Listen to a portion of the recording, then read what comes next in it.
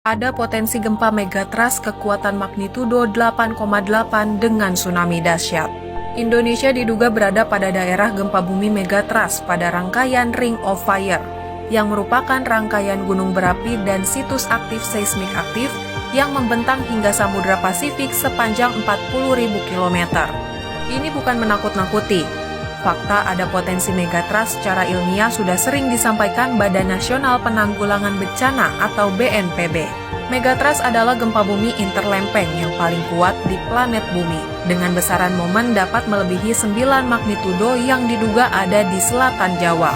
PLT Kepala Pusat Informasi dan Komunikasi Kebencanaan BNPB Abdul Muhari memperkirakan gempa bumi megatrust bisa terjadi setiap 400 tahun dengan magnitudo 8,8. Perkiraan tersebut sesuai dengan perhitungan dengan jumlah peneliti penggunaan Global Positioning System.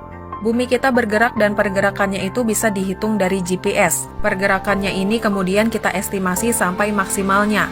Itu dia bisa menahan itu kekuatan gempanya berapa. Ujar Muhari pada acara Disaster Briefing yang disiarkan secara virtual pada pertengahan November 2022 silam. Karena itu gempa bumi megatrust sangat berpotensi menimbulkan tsunami dahsyat hingga 20 meter. Muhari juga mengatakan saat tsunami megatrust maka upaya yang bisa dilakukan adalah evakuasi, dan evakuasi.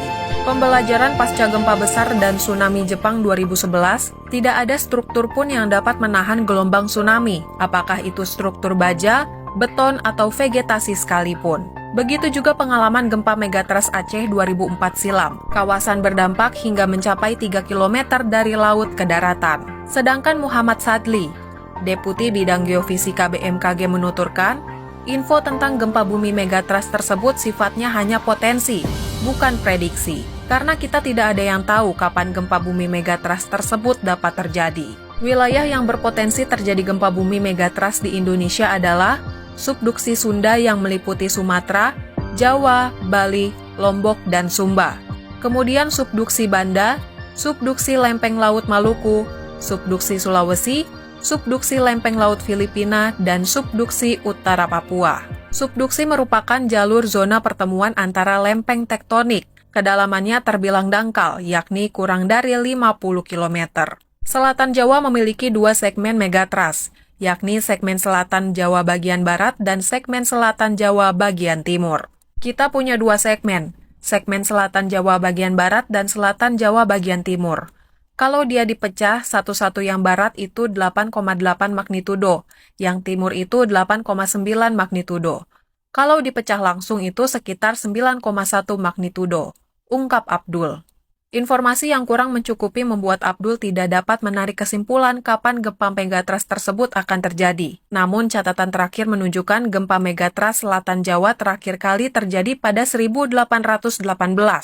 Berdasarkan Journal of Nature Science Report, kesenjangan dari zona subduksi berpotensi besar untuk menimbulkan gempa bumi megatrust yang sangat dahsyat.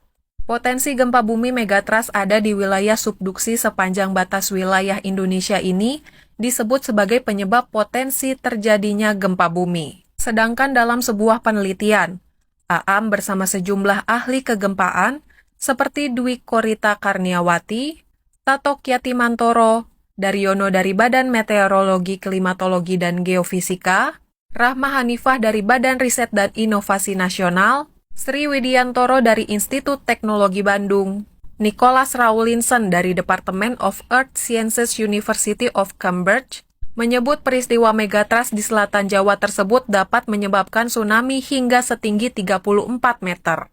Sri Widiantoro dalam tulisannya di jurnal Nature, skenario terburuk adalah di mana 2 segmen megatrust yang membentang di Jawa pecah secara bersamaan, serta menunjukkan bahwa ketinggian tsunami dapat mencapai 20 meter dan 12 meter di pantai selatan Jawa Barat dan Jawa Timur. Sedangkan ketinggian maksimum rata-rata 4,5 meter sepanjang pantai selatan Jawa.